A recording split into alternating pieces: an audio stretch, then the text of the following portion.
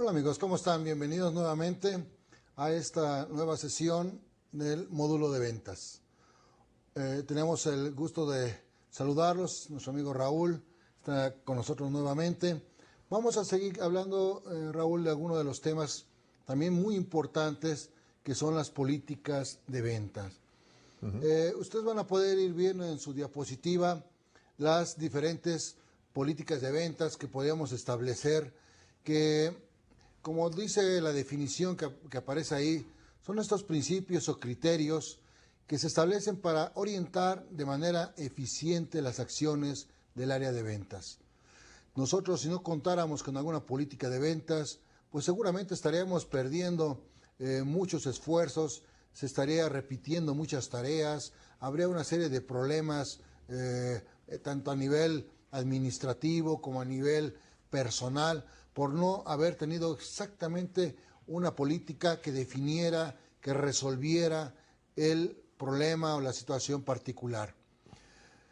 Vemos también en esta diapositiva los diferentes tipos de políticas, como la política de precios, ¿sí?, donde la empresa deberá de establecer justamente cuáles van a ser esos criterios, esas normas para determinar los precios.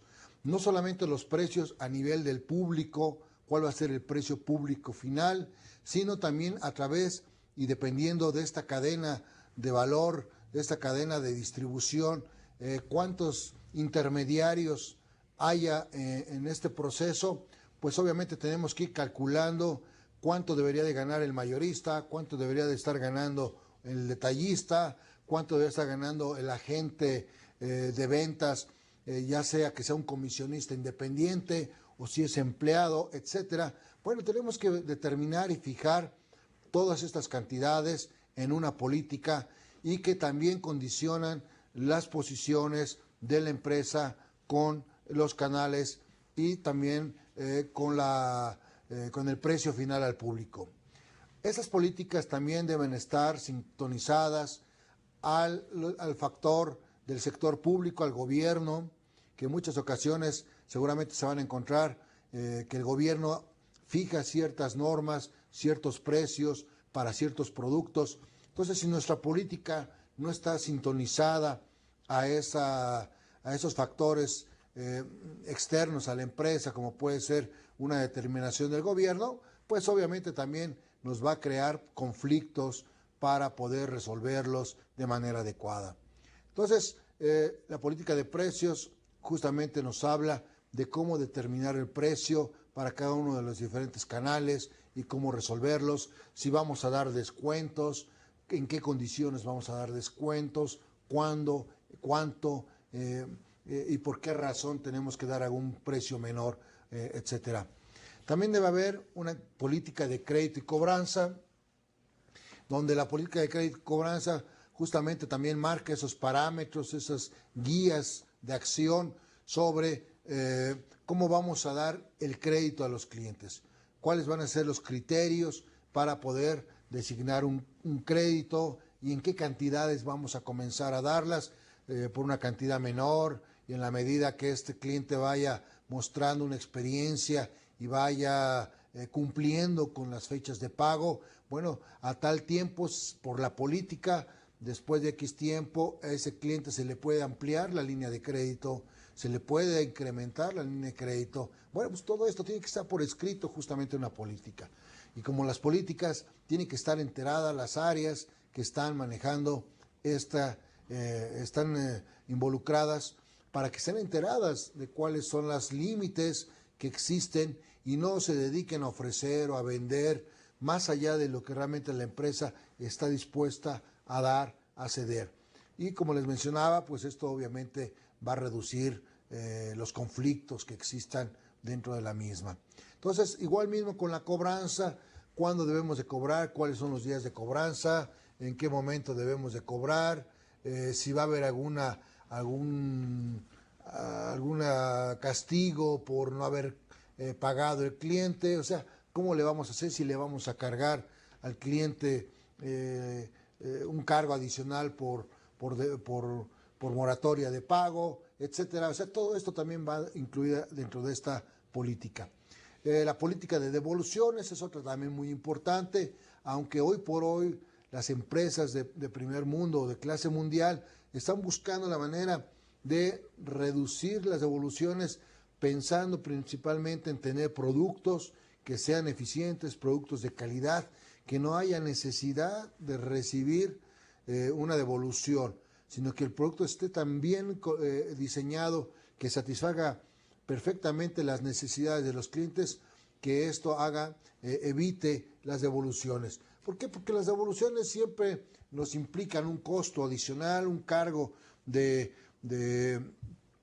productos, nos implica maltrato en el producto que se devuelve, nos implica y nos forza a hacer descuentos a aquellos clientes o aquellos distribuidores que, si están muy lejos físicamente de donde estamos nosotros, pues en lugar de traer el producto que nos costaría más caro, pues decidimos en muchas ocasiones dar un descuento en lugar de que nos hagan la devolución, etcétera, ¿no? Entonces, también en estas políticas, en estos lineamientos, tenemos que marcar las condiciones de cuándo podemos recibir una devolución, en qué condiciones, si es por falla del producto, si es por un mal funcionamiento del mismo, pero si es un manejo inadecuado de los consumidores porque abrieron mal un paquete, colocaron mal una conexión con otra, bueno, este tipo de circunstancias pues pudieron haber dañado el producto, entonces los clientes muchas veces nos quieren devolver el producto. O la otra, que les llegue dañado el producto. Muchas ocasiones sucede cuando contratamos servicios de paquetería. Estos servicios de paquetería para enviar el producto, pues a veces no tienen el cuidado de manejar los paquetes de manera adecuada en cuanto al manejo, la disposición en las bandas, y simplemente toman las cajas, las avientan. Si usted está vendiendo computadoras, imagínese una pantalla, un CPU lanzado ahí, porque muchas ocasiones estas personas que se dedican a hacer la parte de la transportación, pues no valoran, no le dan la importancia de lo que están manejando, de la cantidad de dinero que está invertido en ese producto. Y esto sucede más justamente cuando contratamos transportistas que son externos, ¿no? Que no están sintonizados ni capacitados. Pero si nosotros manejamos el transporte, pues también debemos responsabilizarlos, debemos de capacitarlos de cómo manejar los paquetes. Es muy importante porque justamente un mal manejo puede ser una pérdida importante de dinero para la empresa, ¿sí? Entonces, las devoluciones también pueden estar relacionadas con este mal manejo físico del producto, etcétera. Otro ejemplo que podríamos también mencionar es cuando el producto no cumple con las expectativas que dijimos en nuestra publicidad, en nuestro folleto de ventas, esas promesas básicas que estuvimos plasmando, comentando, y que nuestra fuerza de ventas dedicó tiempo en convencer a los clientes, y cuando llega el producto, pues simplemente el producto no hace lo que decíamos que hace. Entonces automáticamente se devuelve.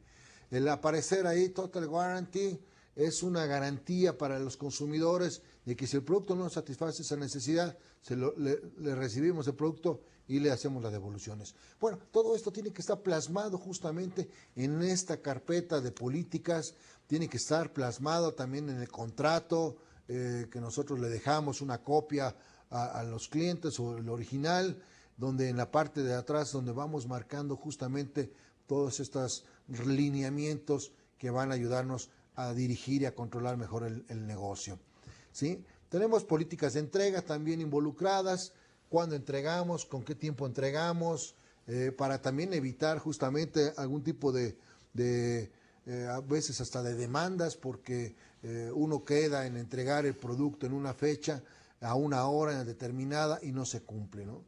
Cuando fijamos días, horas precisas para poder entregar el producto, pues debemos de cumplirlo. Pensemos en esta compañía que se dedica a vender pizzas, Domino's Pizza, pues justamente te dice que a los 30 minutos te entrega la pizza en la puerta de tu casa. Si pasan estos 30 minutos, te obsequian la pizza. Y esto es una realidad, esto lo cumplen cabalmente esta compañía, porque es parte de los beneficios, es parte de ese producto agregado. No solamente venden la pizza tal cual, sino el cumplimiento de las fechas. Bueno, esta entrega a tiempo también forma parte de una política y que debe estar también muy bien delimitada. El servicio al cliente también debe ser una parte de una política que debe estar escrita, cuál va a ser el nivel de servicio del cliente, cómo lo vamos a dar, quién lo va a dar, cuáles son las condiciones para que el cliente tenga una total satisfacción del producto, que reciba efectivamente lo que está comprando, etcétera, ¿no? Entonces, como vemos, existen normas que también forman parte de nuestro trabajo día a día con la fuerza de ventas. Estimado Raúl, verás que en esta área de políticas es largo hablar de ellos, implica mucha gente atrás, muchas veces hasta abogados que tienen que hacer justamente los que nos redactan este tipo de políticas, ¿no? Así es, Ulises. Políticas.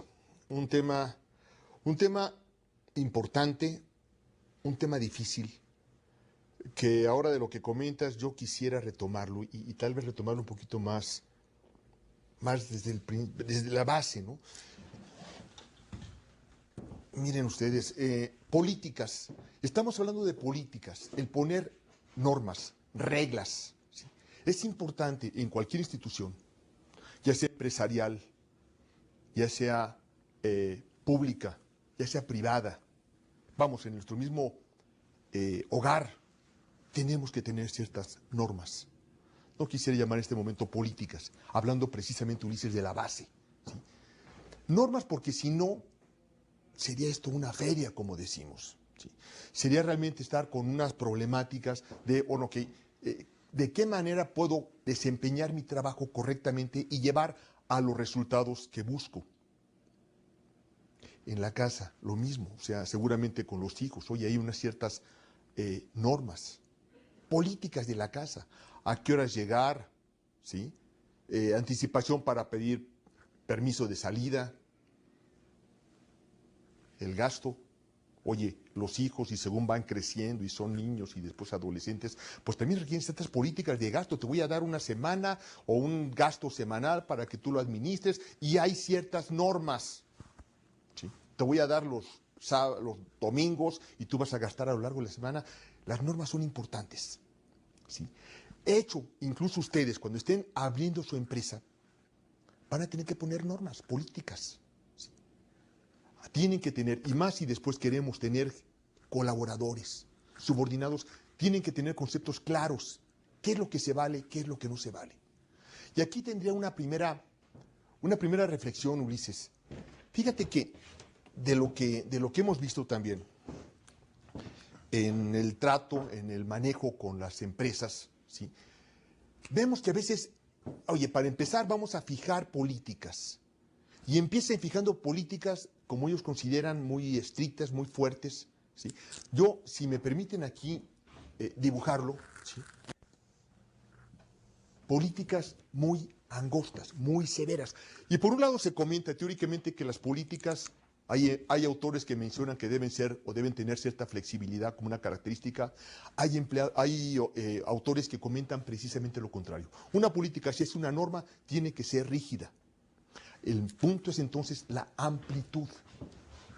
Porque si ponemos demasiado rígida una política, tan rígida que nos impide el funcionamiento, Ulises, pues automáticamente vamos a estar saliéndonos de los límites, ¿sí?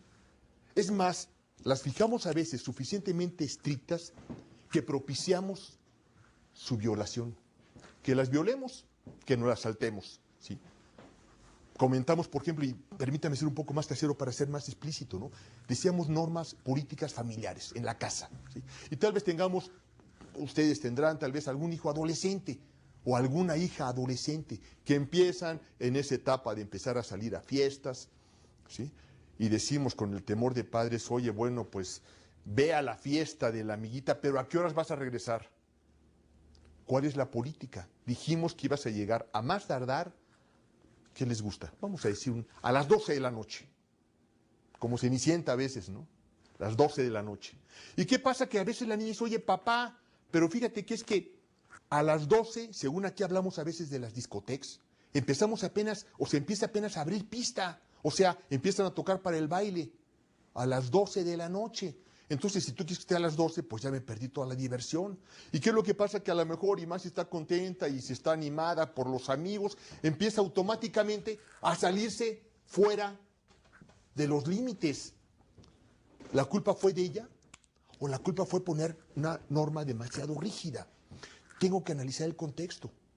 A lo mejor yo puedo fijar políticas suficientemente amplias para que, claro, en la operación, en la ejecución, en el día con día, bueno, haya cierta, aquí sí, flexibilidad, pero sin salirme de las normas, ¿sí?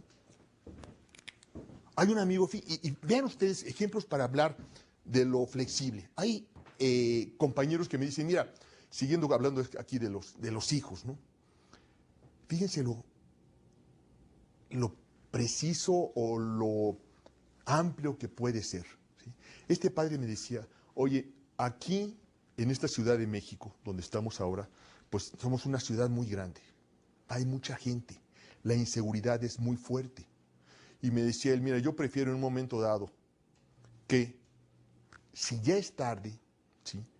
Prefiero que se quede a dormir en casa de la amiga y no que esté circulando a altas horas de la madrugada. Lo prefiero. Bueno, es su política. Oye, si ya es muy tarde, te pido que mejor no manejes, no circules a altas horas de la madrugada, quédate a dormir mejor en una casa de la amiga donde fue la fiesta o que viva cerca del lugar donde estás, en fin, no manejar. ¿Sí? Hay otra persona que incluso fue más allá. Dijo, mira, yo de entrada prefiero que se queden en un lugar y que simplemente me esté llamando por teléfono, aunque sea a la hora que sea, pero me siento más tranquilo que me despierte y saber que se va a quedar en un lugar a lo mejor toda la noche, pero que no se va a exponer a estar circulando a altas horas de la madrugada, ¿no? O sea, fíjate, la variedad de políticas que puede haber, pero siempre hay reglas. Ahora, si lo traducimos esto del ambiente familiar al aspecto empresarial, ¿sí? Es el mismo concepto, ¿sí? Oye, ¿cuáles son las políticas, cuáles son las normas? La gente tiene que saber exactamente bajo qué parámetro voy a poder actuar sin empezar a crear ese caos, ese desorden, pero que también me permita actuar. O sea, estoy hablando de dos principios, dos extremos, si tú quieres, Ulises, ¿no? Sí. Por un lado, no hacerlo demasiado estricto, nuestras políticas empresariales, que automáticamente nuestro personal, y a veces nosotros mismos como empresarios o como directores, empezamos a violarla. ¿Para qué fijas políticas si no las vas a cumplir? Lo mismo en la casa, porque fíjate que, bueno, ya tendremos oportunidad de platicar, pero hay mucha similitud entre nuestro comportamiento como empresario y como padre, ¿no? Lo dejo aquí en puntos suspensivos porque habrá seguramente muchos comentarios, pero a favor o en contra, pero bueno, aquí simplemente menciono lo importante que es tener reglas y que esas reglas sean lógicas, coherentes, ¿sí? O sea, por un lado, no demasiado estrictas, lo suficientemente amplias para que permiten una actuación lógica, pero siempre teniendo límites en la vida personal, en la vida empresarial. Es importante mantener límites, saber normas, reglas. Y es más, sí, por favor, Ulises. Me surge una duda, basado en la experiencia que nos ha tocado en el despacho en Syracuse. Sucede que en muchas ocasiones la situación que se presenta en una situación de venta tiene que rebasar la política, Raúl. Entonces, rebasar la política, si tú tienes un cliente, te habla un coreano, te habla un asiático, y de repente te pide uno de tus productos y te dice que quiere que le entregues el producto en tal fecha y con tal precio y te va a hacer el gran pedido. Y tú dentro de tus normas, de tus políticas, pues ni está entregar a las fechas que el cliente está queriendo, ni está tampoco la posibilidad de dar un descuento en las condiciones que este cliente te está poniendo. ¿Qué se debe de hacer en esos casos, Raúl? ¿Podemos darle posibilidad a los clientes a tener que romper nuestras políticas con tal de ganar un pedido? ¿O debemos de buscar ajustar a los clientes a las condiciones que nosotros queremos que tengan? O sea, es muy común esto que sucede, que los clientes nos quieran poner condiciones para poder tener ventajas en la negociación. Entonces, ¿qué hacer? ¿Rompemos, no rompemos? ¿Cómo lo percibes tú? Mira, Ulises, sí es un punto importante porque es muy frecuente, ¿sí? Lógicamente el cliente está pidiendo ciertas situaciones que él necesita, ¿sí? En alguna sesión platicamos de que no siempre mientras más vendemos, más ganamos, ¿sí? Hay incluso aquí en México un eslogan que dice de determinada empresa, que se ha vuelto también un criterio general, es que el cliente siempre tiene la razón, ¿sí? Yo creo que como impacto, como efecto publicitario podemos tomarlo, sin embargo ya en la práctica habría que analizar, ¿sí?, qué tan cierto es esto y qué tan cierto puede ser, porque si bien no todas las ventas nos dan a ganar, también es cierto que debemos de buscar seleccionar nuestros clientes. Lo comentamos al principio del CRM, ¿se acuerdan que platicamos en algún momento de ese 20% de clientes que nos dan el 80% de la facturación? Hay clientes que son convenientes, hay clientes que no lo son. Y fíjense que técnicamente se habla mucho a veces de la poda de productos, es decir, cortar productos que no están siendo rentables.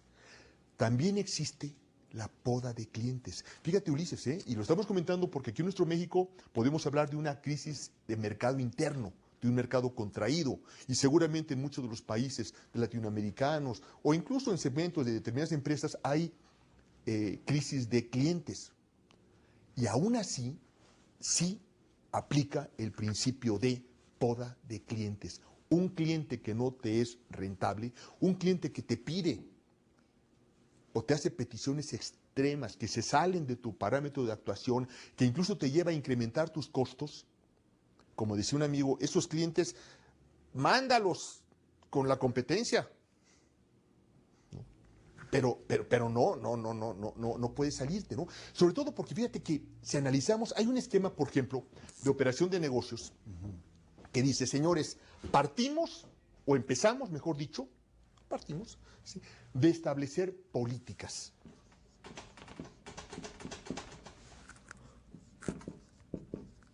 Políticas, o sea, normas.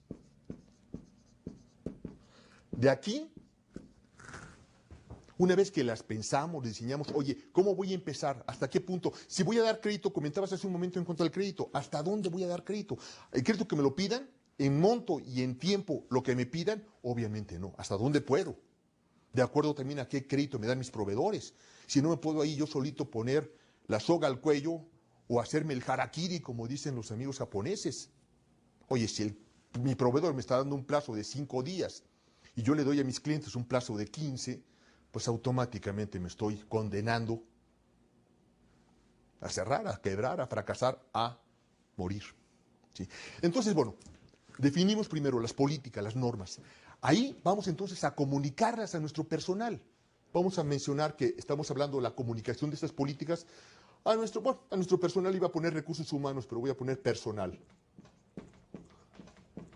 Que la gente que está trabajando con nosotros, y ya sea que sea una sola persona, hoy en día hay muchas empresas que son unipersonales. Mi empresa soy yo, y tal vez tengo algún asesor, alguna secretaria, algún gestor, y voy contratando por producto, por proyecto, perdón, en fin. Ya sea que mi personal sea una persona, o sean 20, o 30, o 1000, tengo que primero tener claro cuáles son las políticas y comunicarlas, ¿sí? De ahí salgo a ventas, a venderlo.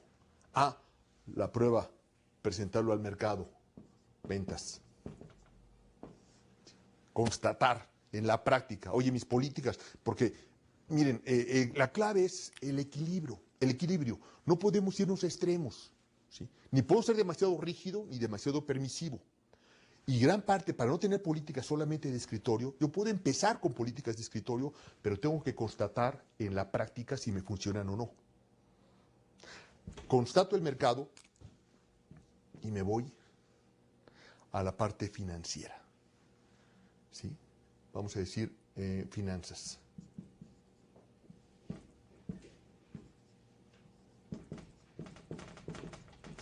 Dentro de finanzas, ahorita simplemente mencionaría, por ejemplo, probar mi parte de precio, que ya estaremos hablando justamente en un momento más sobre esto. Precio. Después voy a probar, ejecutar. Una vez que ya acordé entonces la venta, o sea, aquí estoy probando el mercado y viendo exactamente estoy ajustando mis precios y demás, voy a ejecutar, o sea, a llevar a cabo la operación. ¿Sí? Vamos a decir ejecutar. O sea, empiezo a surtir ya más, a vender, a tener todo este tipo de operación, de interacción. ¿Y sabes para qué, Ulises?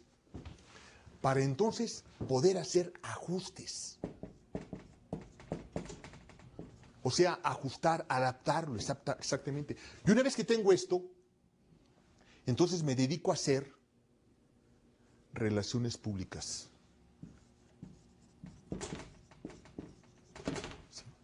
Es decir, una vez que ya tengo establecido cuál es mi formato, mi estructura, mi modelo, mi sistema, me dedico a estarlo comentando. Y esto me vuelve a llevar nuevamente a ajustar, a definir mis políticas. Pero aquí fíjense de dónde partimos. Tenemos que partir de normas.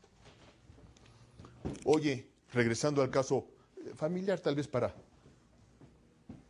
identificarnos comúnmente, porque yo creo que muchas veces aquí es donde a veces estamos sufriendo también, no solamente en la parte empresarial, sino en la parte con los hijos, adolescentes, jóvenes, ¿no? Entonces, ¿dónde empezamos? Empezamos con normas, con reglas, las comentamos, personal, a lo mejor la esposa, los hijos, no sé, ¿no? Hay amigos que seguramente tienen choferes para su uso particular, personal, oye, a tal hora tienes que llegar, a tal hora tienes que empezar, a tal hora tienes que recoger a la hija de la escuela, en fin, lo comunicamos. ¿Cuáles son nuestras políticas? Empezamos primero a ventas, y en este caso tomaría ventas como un sinónimo de convencer. Voy a vender la idea, ¿sí? La parte financiera, que son los medios, y vamos a ver cómo está ejecutándose, ¿no? Hacemos los ajustes. Oye, mi política, mi norma que yo diseñé, se está adaptando a la situación real. Y una vez después lo sigo comentando con los demás para seguir ajustándome y sigo manejándolo, ¿no? Ahorita que comentamos esto, Ulises, recuerdo un caso que tuvimos con una empresa, también en Syracuse Consultores Asociados, sí, donde la empresa precisamente tenía un problema y de distribución.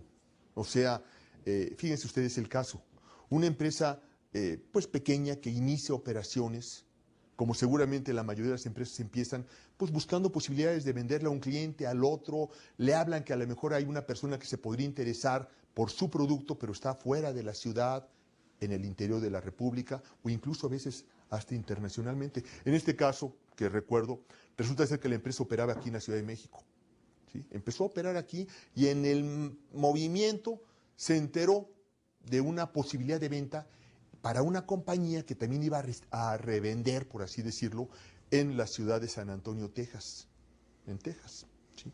Estados Unidos. Entonces, bueno, pues empezó también a hacer su labor, a mandar cartas, a empezar a ver si se interesaba. En esa búsqueda también resultó ser que un posible distribuidor mayorista había posibilidad de venderle a ellos. Y ya, bueno, pues como todavía no tenía nada concreto, seguía él buscando posibilidades.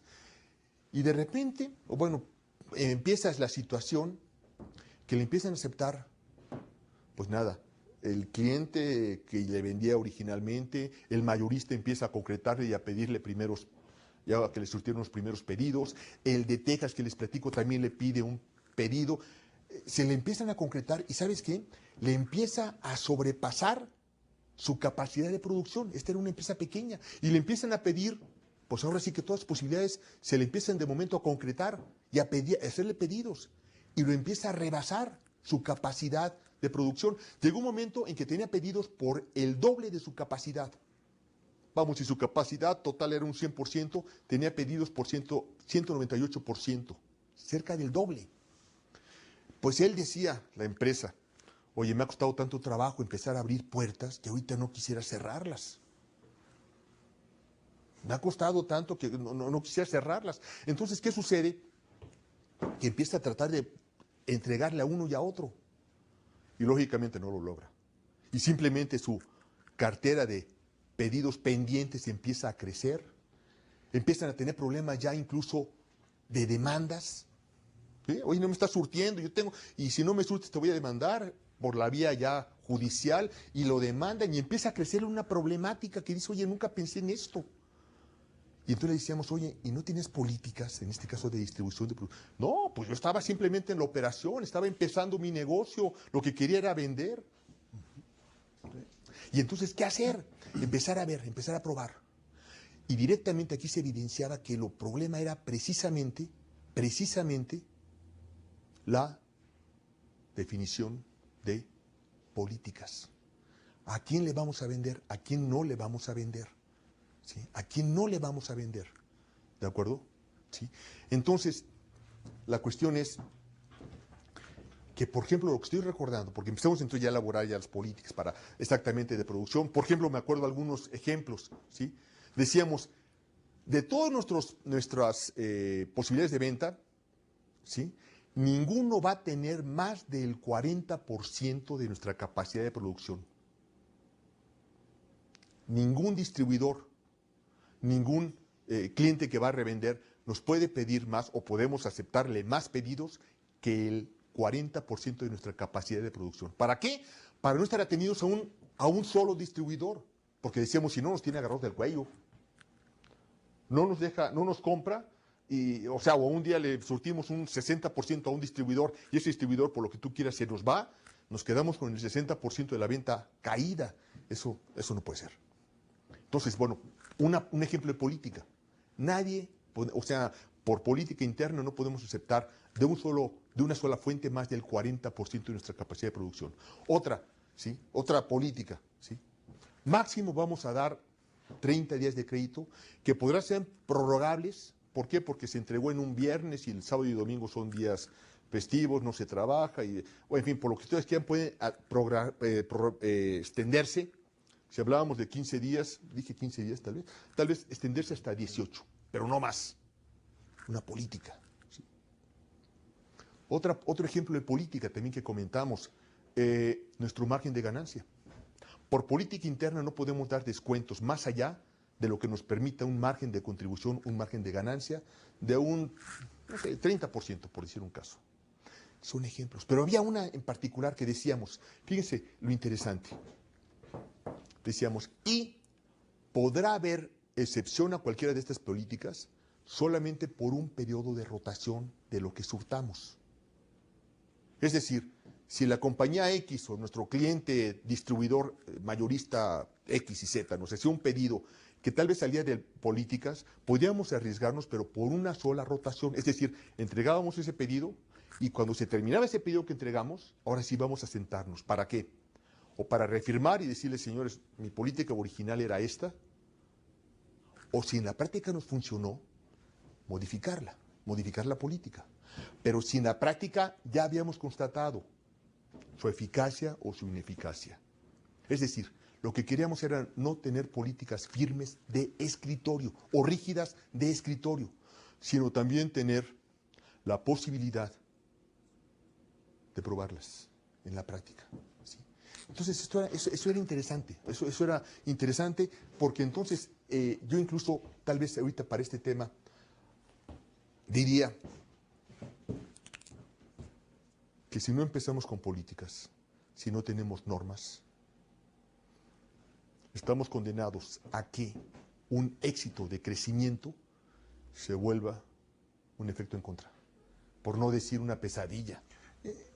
¿Crees que esas políticas pueden aplicarse también en empresas pequeñitas? Por ejemplo, estaba pensando en alguna tienda de abarrotes, alguna tienda que vende artículos de consumo, de comidas, de productos de conveniencia.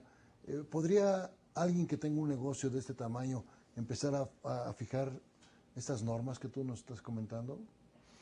Fíjate que yo diría, Ulises, que no es que pudiera, es que lo hace. O sea, lo está haciendo. Si ustedes quieren, tal vez no está consciente de decir, oye, esta es mi política y este son mi legajo de políticas, ¿sí?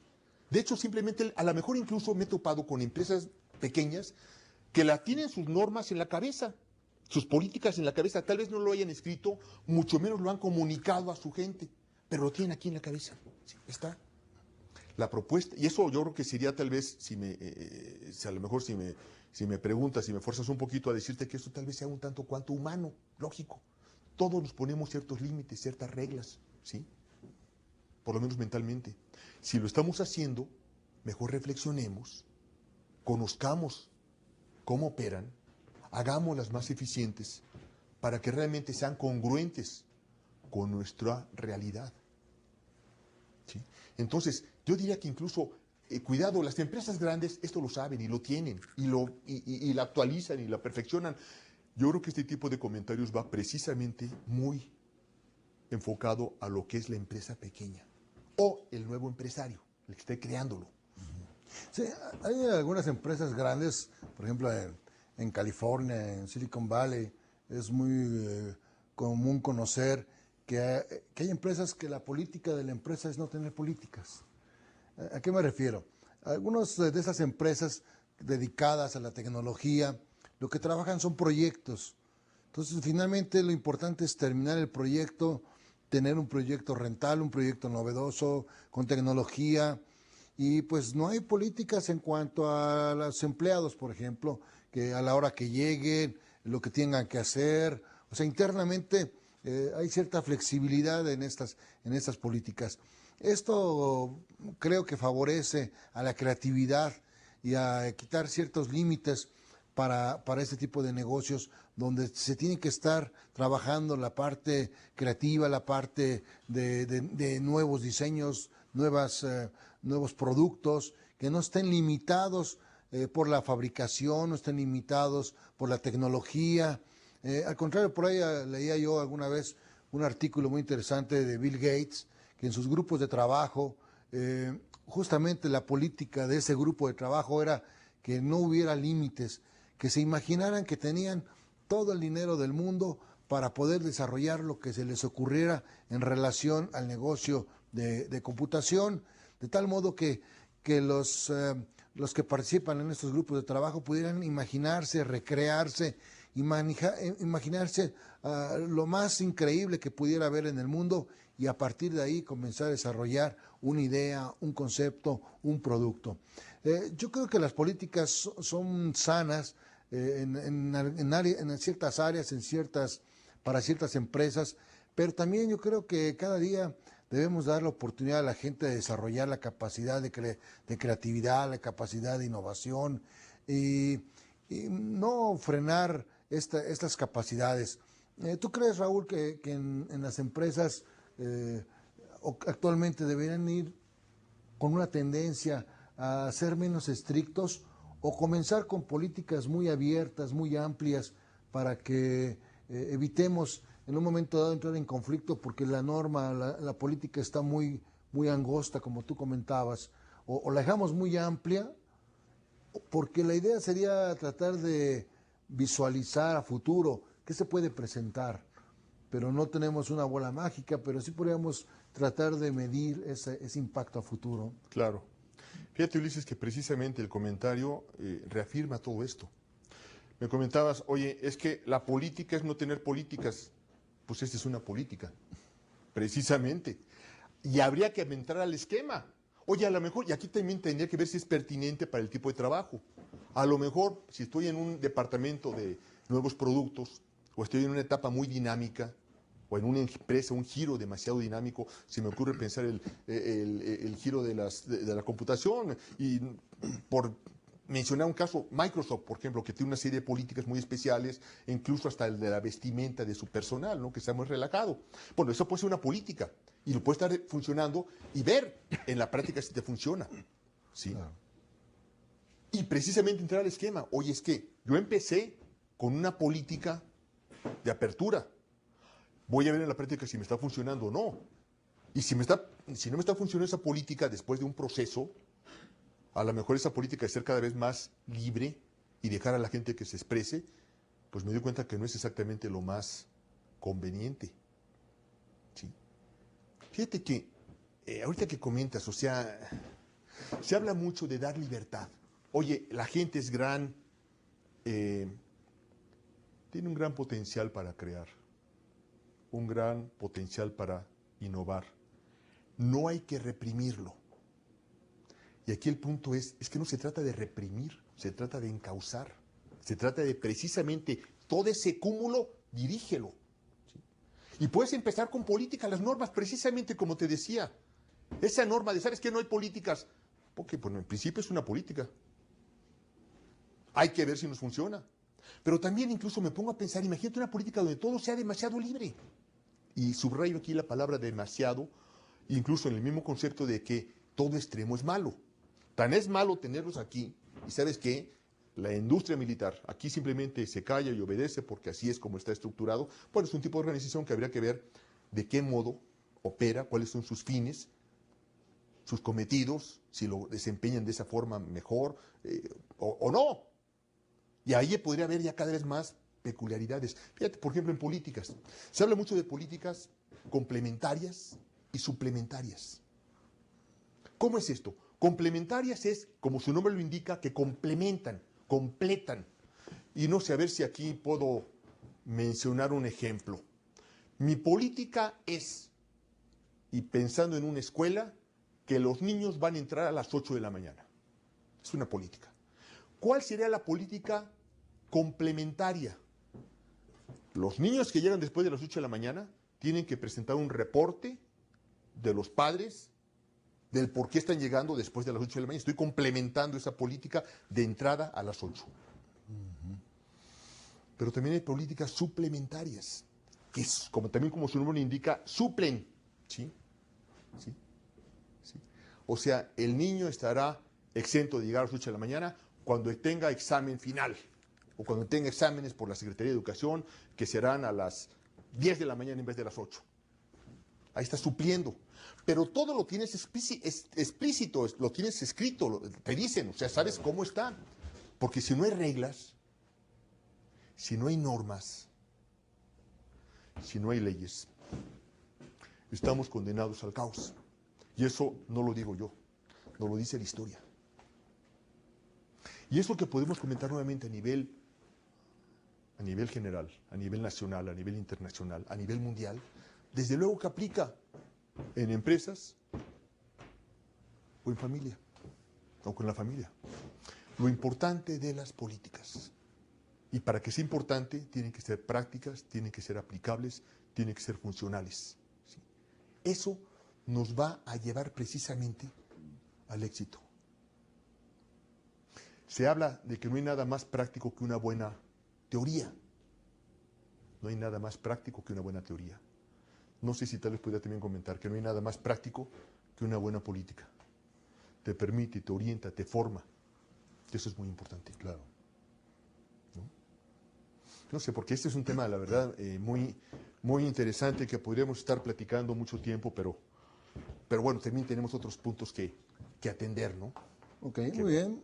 Sí, pues como lo hemos estado comentando con nuestros amigos, la política es una de las áreas que no debemos de descuidar dentro de nuestras organizaciones porque nos van a ayudar a guiar y a orientar ese esfuerzo de ventas. Vamos a continuar con otro tema, que es el tema de precio. En este tema de precio vamos a revisar ya específicamente qué importante es el precio dentro de una política y dentro de todo este proceso comercial que hemos venido platicando. Pero vamos a una pausa y regresamos para continuar con lo que es el precio. Los esperamos. Gracias.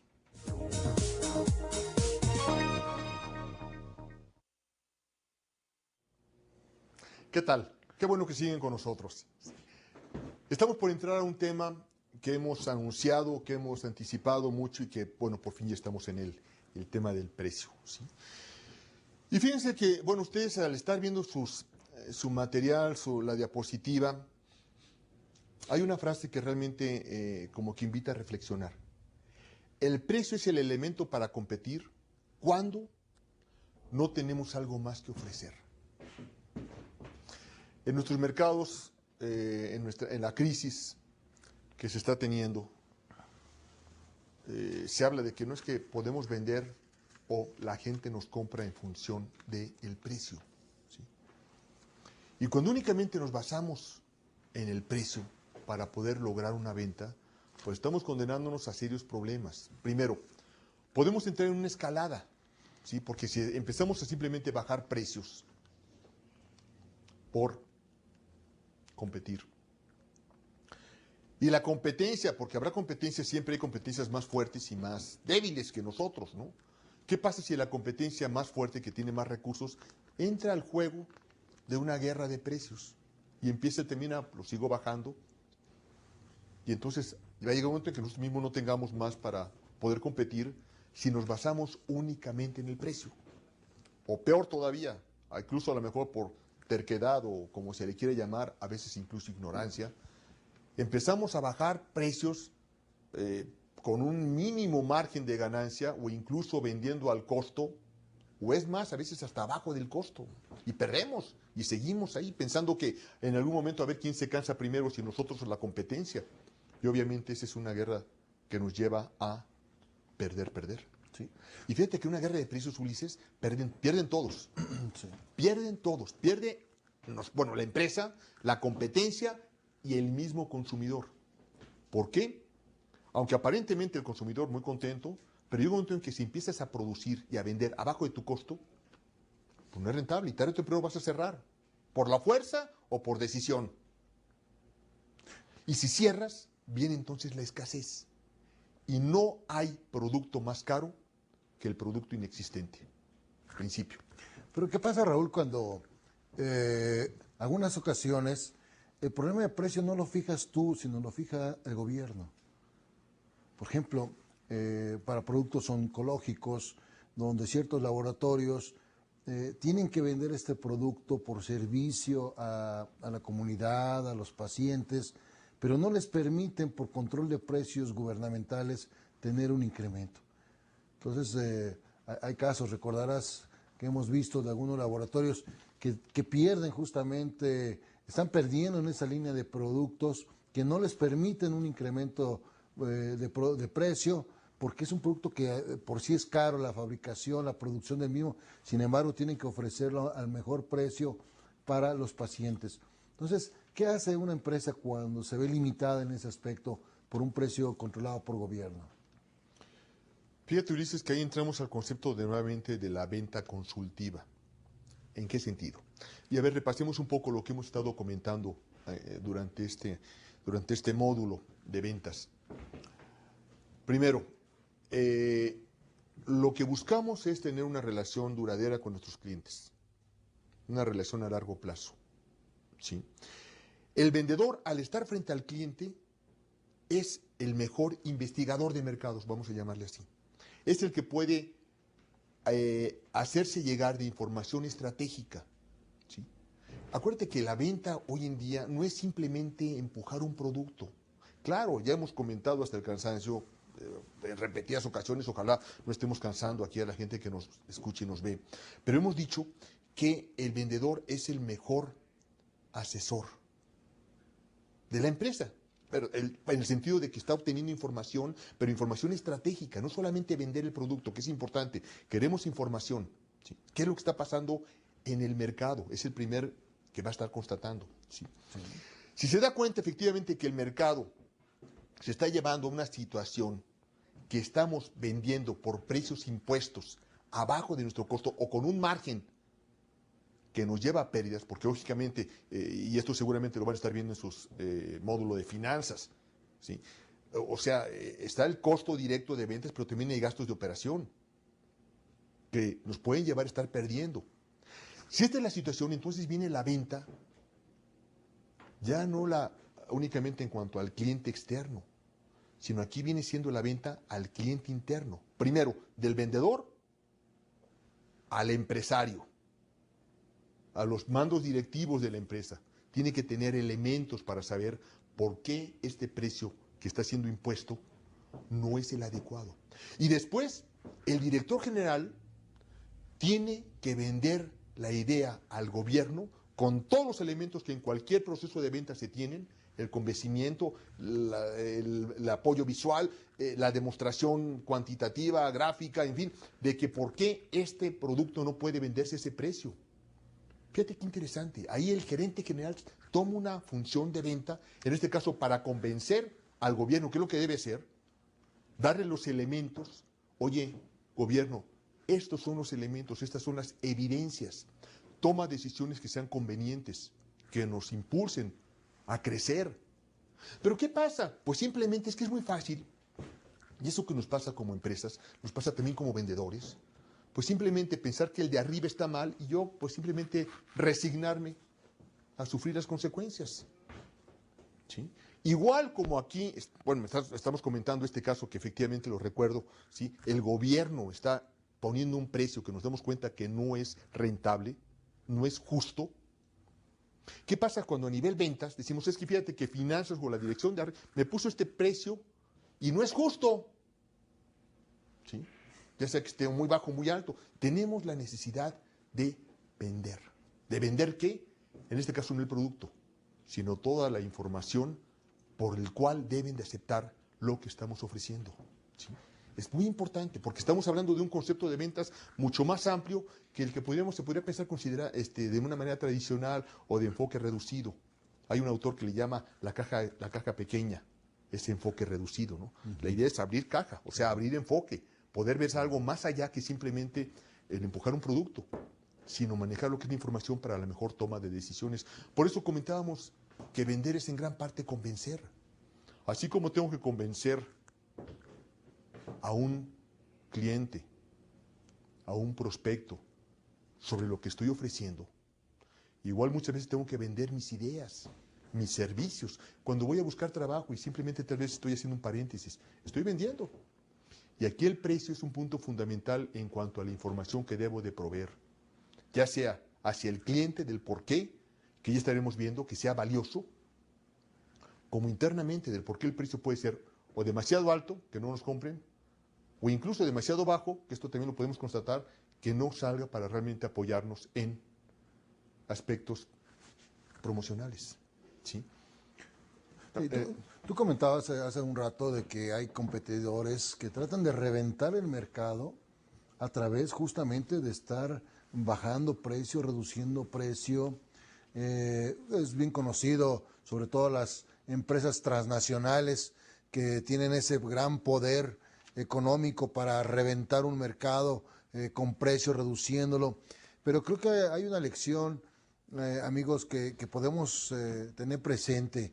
Hoy por hoy, en México estamos viviendo una experiencia justamente con una gran compañía refresquera, Coca-Cola, que nunca nos habíamos imaginado, como lo comentábamos también en alguna sesión, de cómo una empresa tan gigante, con los años, más de 100 años en el mercado, hoy puede estar sufriendo por un pequeño competidor que comenzó justamente allá en Perú, que con una marca de refresco de cola que se llama Big Cola, donde ofrece un mayor producto con un sabor no idéntico a la Coca-Cola, pero aceptable para el consumidor, con un precio menor que el que Coca-Cola tiene, y hoy por hoy le está ganando mercado, le está ganando participación en México y seguramente en otros países de América Latina.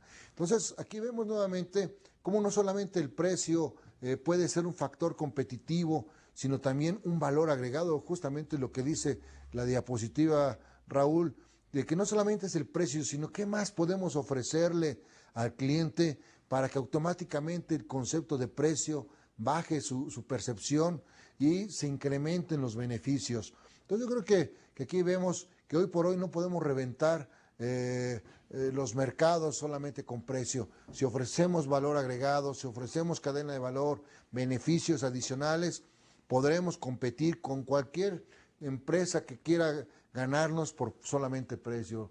Este es un ejemplo impresionante, pero creo que muy ilustrativo de lo que se puede hacer. Claro.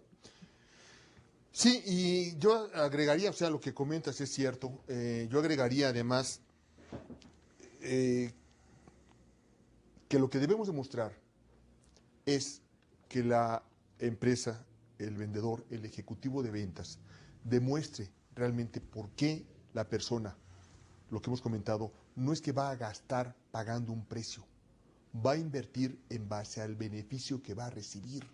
¿Sí? Por eso todo este análisis que veíamos del CBB, características, ventajas y beneficios, ¿sí? ¿Cuál es ese beneficio? Y consumidor, date cuenta que lo que te estoy ofreciendo es un beneficio por el que vas a recibir un beneficio. El precio, o sea, te ofrezco un servicio cuyo beneficio es muy por abajo de lo que tú vas a gastar. Fíjate que incluso, Ulises, hablando precisamente de laboratorios y de la industria farmacéutica, se hablaba de un término que decía es que en la industria farmacéutica no hay medicinas caras. Y si te pones a pensar, oye, si tengo una enfermedad que me está realmente afectando, que me está realmente poniendo en peligro la vida, el precio que te pongan de la medicina, podrás decir que es inalcanzable. Sabes que ahorita no tengo exactamente esa cantidad, pero no puedo decir que está caro, porque oye, ¿qué medicina no pagarías que te va a salvar la vida? Bueno, justamente ese es el gancho más importante y por qué los gobiernos en muchas ocasiones permiten que estos laboratorios tengan precios exagerados. Sin embargo, también hoy por hoy se está demostrando que hay empresas que pueden aprovechar las patentes. Una patente dura aproximadamente 10 años, donde el laboratorio tiene ese lapso para explotar el desarrollo del producto, la nueva sustancia, pero al cabo de 10 años la patente se abre y cualquiera puede producir, y hoy vemos en muchos casos estos laboratorios que están produciendo genéricos intercambiables, están produciendo productos con las mismas sales, con los mismos efectos terapéuticos, pero con mucho menor precio. Les comentaba hace rato el caso de la ampicilina, de la penicilina, de todas estas sustancias que tienen 30, 40, 50 años en el mercado y sin embargo hoy están siendo muy baratas y muy accesibles para los consumidores. Entonces, efectivamente, la frase que mencionas, Raúl, es muy fuerte. Los laboratorios están presentes de que, pues, si no me autorizas el precio caro, no te voy a dar permiso de que puedas comercializar, no te voy a poder satisfacer al mercado. Sin embargo, creo que también hay que considerar que un producto farmacéutico también requiere, como mencionábamos, muchos años de inversión científica y todo. Tiene cierta justificación ese primer estrategia de precios altos al comienzo del inicio del lanzamiento del producto. Pero debe ser también claro que en la medida que ese mercado va madurando, que en la medida que ese mercado va creciendo, automáticamente los precios por la misma producción, por las mismas escalas económicas, vaya reduciendo el precio final y esto favorezca a los mercados que tenemos presente. Entonces, el precio es un factor importante, Raúl, Claro. que no debemos olvidar. Fíjate que sí, Ulises, y simplemente mencionaría ahorita que independientemente de la parte técnica y la labor que tienen que hacer ya directamente las autoridades para justificar un precio justo, aquí lo que estamos mencionando también es lo importante de poder justificar el valor de un producto, ya sea medicina o de otro producto, lo valioso que puede ser. Y eso lo estaremos manejando precisamente en siguientes sesiones. Por lo pronto, vamos a una próxima sesión. Gracias por acompañarnos. Muchas gracias, les lo esperamos en la siguiente sesión. Que tengan buen día, gracias.